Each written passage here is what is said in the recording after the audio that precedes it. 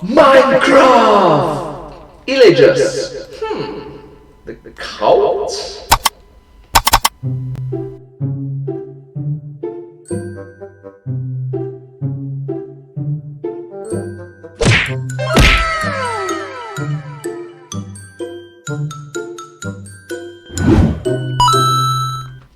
Hello everyone, and let's start a video about Minecraft.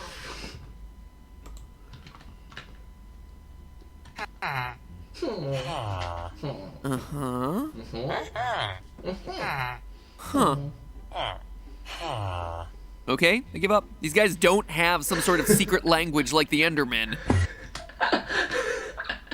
They'll be like,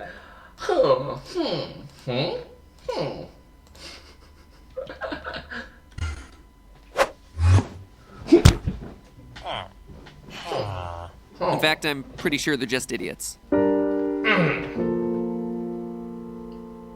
Calorie-free episode. Hello, Internet, and welcome to a diet theory. Hi! It's a diet theory! And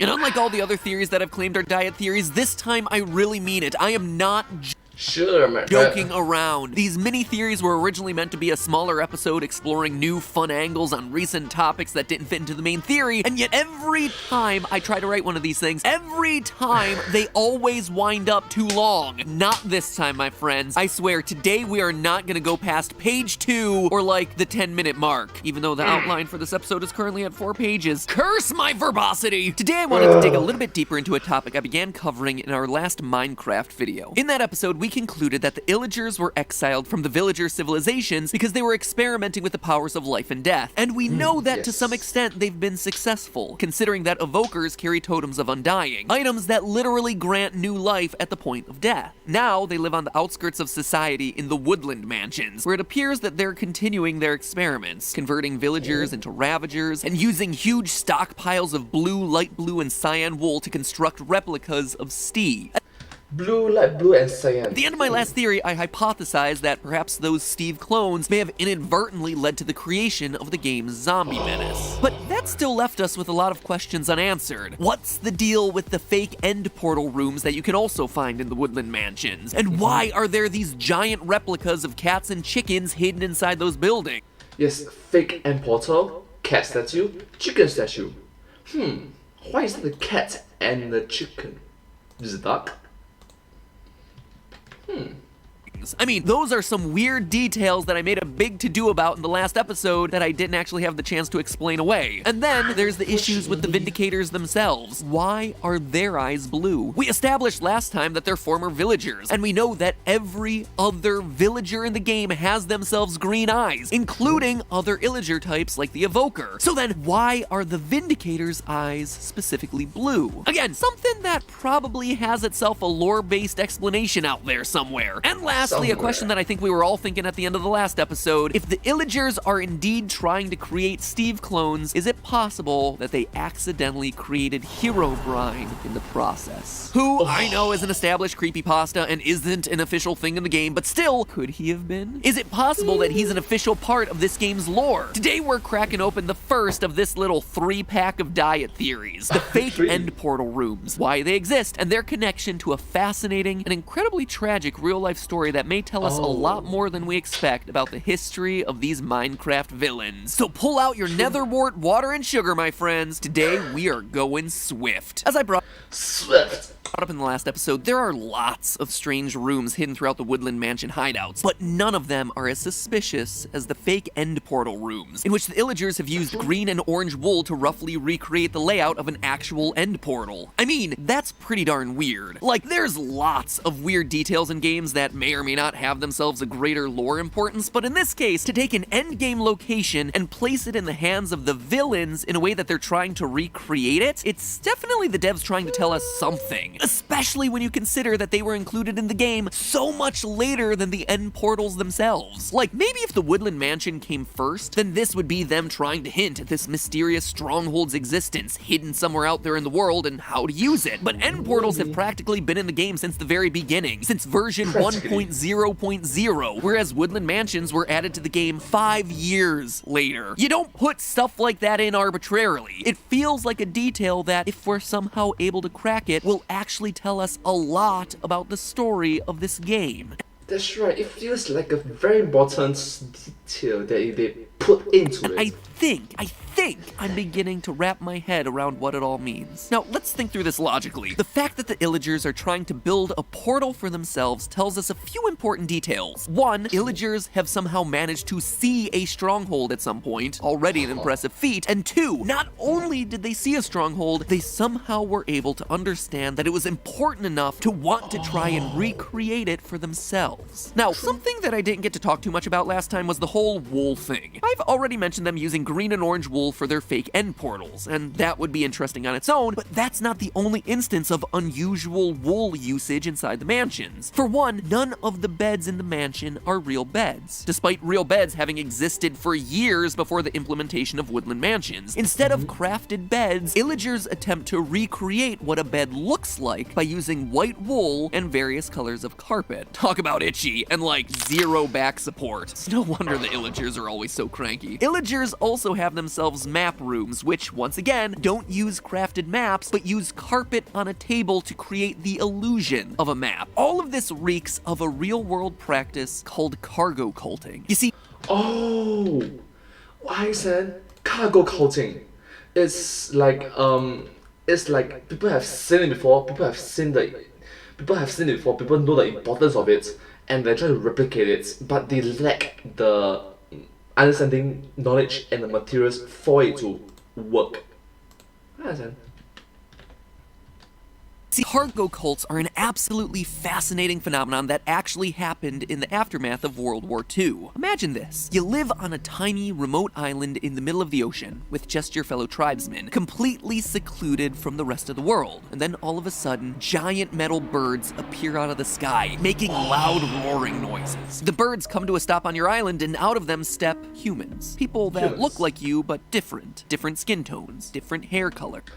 Caucasians, Japanese. And they come bringing things that you never could have imagined. Pills that save lives, clothes in bright colors and new materials, food in metal containers, objects that can take down the fiercest warriors with just the push of a button, machines that travel fast and never get tired. Sometimes they bring all these things in their flying birds. Sometimes these things just fall onto the island. While they're there, these visitors take time to build things. They clear long strips of land where their birds come and go. They put up these tall towers where they can be closer to the heavens and where they talk to themselves all day while wearing these strange ear coverings. These strange ear coverings. They don't know about the thing called radios. They erect tents and shelters where they live. Which is quite sad. They don't know what they don't know. And then after a year or two of these visitors coming and going, suddenly the birds stop landing. Everything that came with them goes away. They were like gods, and you, not fully understanding what brought them there in the first place, try everything to get them to come back. This is exactly what happened to the small populations of indigenous people on the Melanesian islands of the South Pacific during World War II. Islands like Vanuatu, Fiji, New Guinea, and the Solomon Islands. Here they were, societies completely removed from the rest of the world, existing in their own self-contained bubbles, when all of a sudden, Japanese troops land on the island with ships and planes, carrying guns and medicines and supplies for their troops. Suddenly you're aware of an entire world out there, a world that is so far beyond where your civilization currently is. And then these people start building things like airstrips and control towers for their planes. They start They have so much better knowledge of what to build.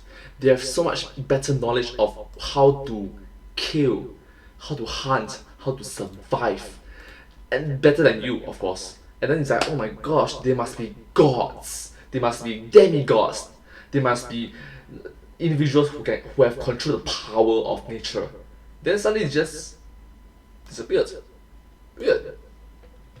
because World War II ended. dropping supplies onto the island, causing crates of cargo to literally rain down from the heavens. Later on in the war, it would be Allied forces using these islands, bringing even more visitors and even more technology. But when the war ended and the troops suddenly stopped coming and the airdrops stopped happening, some of the villagers were rightly left confused as to why it had all ended. Some claim the reasoning was that nobody was running the airports anymore, and they started cults dedicated to rituals that involved lighting up the runways, waving signal cones around. They started to imitate the practices that they had seen the soldiers using. They carved headphones from wood and wore them in fake control towers that they built. They started to mimic the marching parades and the training drills that they had watched these visitors perform. They even used rifles that had been left behind, or when they ran out of those, they started carving new ones from local wood. They built life-sized replicas of airplanes and cut more runways into the jungles of the island, just hoping to attract more planes. I mean, these were places and practices that seemed so important to the visitors when they were on the island, so maybe doing them again would summon them back. It's a wild story, right? And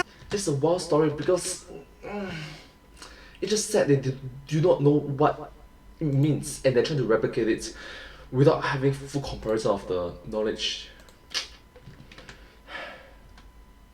when you think about it, it's pretty darn sad too. These people were operating under the idea of if you build it, they will come, but they never came again. Now, we obviously know that simply operating the ground section of an airport isn't going to magically summon supply drops, but to these islanders, how could they have thought any differently? Gods suddenly arrive from the heavens and then leave. And so you, not properly understanding the cause and effect of the whole thing, try to recreate the things that those visitors cared about. And thus the term cargo cult was born, meaning a group of people who perform rituals without fully understanding the real mechanisms that work behind them. Now, the reason I tell you this story is that I believe that is exactly what we're seeing with the Illagers. They see something called a bed, and they try to recreate it using a bunch of wool, but they're missing the point and about 3 wooden planks. It's just like the Islanders sitting in fake radio towers with wooden headphones. On the surface, they look the same. It is parallel, but in reality, they're completely different. It's the same thing with the Illager carpet maps, and it's especially true of their fake end portals. Anyone who's actually been to the end knows that you need to insert Eyes of Ender into the end portal frame blocks, and that the presence of the lava doesn't really matter at all. But the Illagers, though, they seem convinced that all that was really important in that stronghold was the color, the number, and the arrangement of the blocks. This is especially true since they have access to lava in other rooms of the mansion, but they don't choose to use it in their recreation of the end portals. I mean, even the giant cat and chicken rooms in the woodland mansions seem tied to the cargo cult story. Just like the villagers of Melanesia built replicas to the giant metal birds that came onto their island, the airplanes... They actually make an entire plane of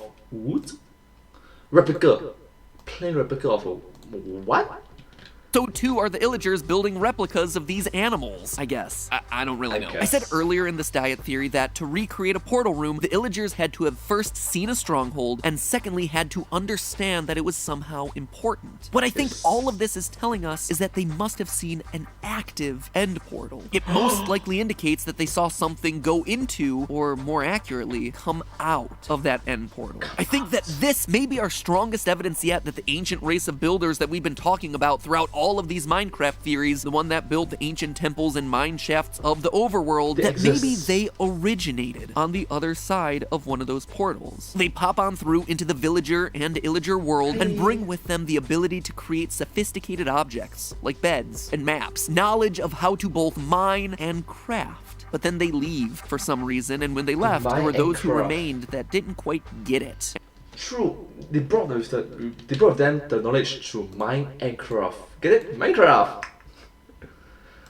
But they just left. And are doing whatever they can to bring them back. Again, I'm not sure, but consider the parallels to the cargo cults. Visitors arrive from another world, they bring with them technology and knowledge that allows them to make magical things, and when they leave, the villagers then mimic their actions. Like I said, I don't know if that's really what's going on here, but to me, it's definitely the best explanation I have right now for all those random rooms and objects in the woodland mansions. Next time we crack into a diet theory, Vindicators, Herobrine, and the truth behind their eyes. Make sure you hit that subscribe button to hopefully be notified when that one gets uploaded. And in the meantime, I hope that your thirst for theories has been quenched, because that was a theory. A diet theory. Low calorie, still filling. How'd I...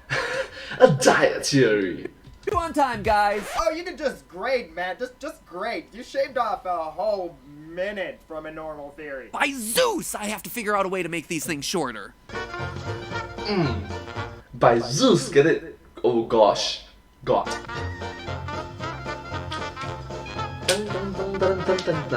Thank you so much for watching this video. If you do like this video, please consider to like, share, and subscribe to my channel and comment down below if you have anything to share with us. Do remember, and I'll see you next time. Thank you so much. But hey, that's just a theory. A diet theory. Thanks for watching. Thank you.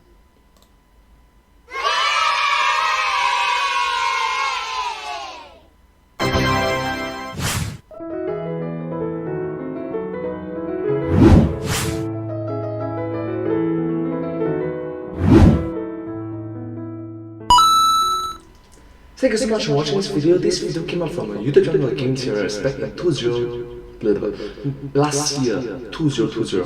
Yeah. If you do like this video, please, I will recommend you to watch more of their videos from the YouTube channel, the Game Theorists. Their videos are awesome and very knowledgeable, very fun and super entertaining to watch. Very funny though. Thank you. For me personally, I'm a huge fan of Evoker, so yeah. Okay, thank you so much. I'll see you in my next video. Bye bye.